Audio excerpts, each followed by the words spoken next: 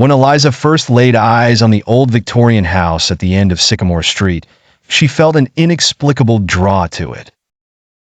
The ivy-covered facade and creaky wooden porch whispered promises of a fresh start, a place to leave behind her own broken pieces and begin anew. The house, however, had its own plans. She moved in on a crisp autumn day, noticing the heavy, almost suffocating atmosphere as soon as she crossed the threshold. The air seemed to cling to her, dense with stories untold and secrets unshared. It started with little things, whispering voices on the wind, shadows lingering a split second longer than they should. And then it escalated. The first night, she awoke to the sound of distant sobbing.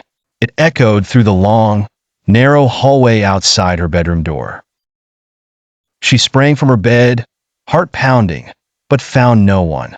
In the days that followed, each room seemed to unveil a new layer of dread. The kitchen was the first to reveal its dark history. As she prepared dinner one evening, she felt an overwhelming sense of dread and flashing images of a woman frantically trying to scrub bloodstains from the wooden floors. Frightened, she stepped back, but the vision persisted until she ran out of the room. The living room wasn't much better. The wallpaper, faded and yellowed with age, sometimes seemed to crawl with a life of its own.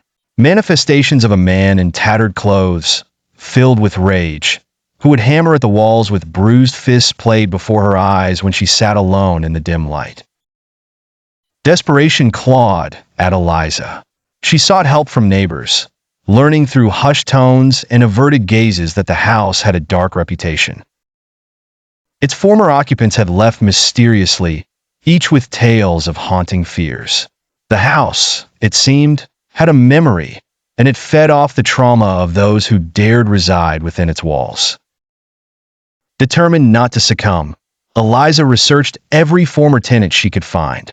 Each one had left a trace of their deepest fears, now borne by the house like scars.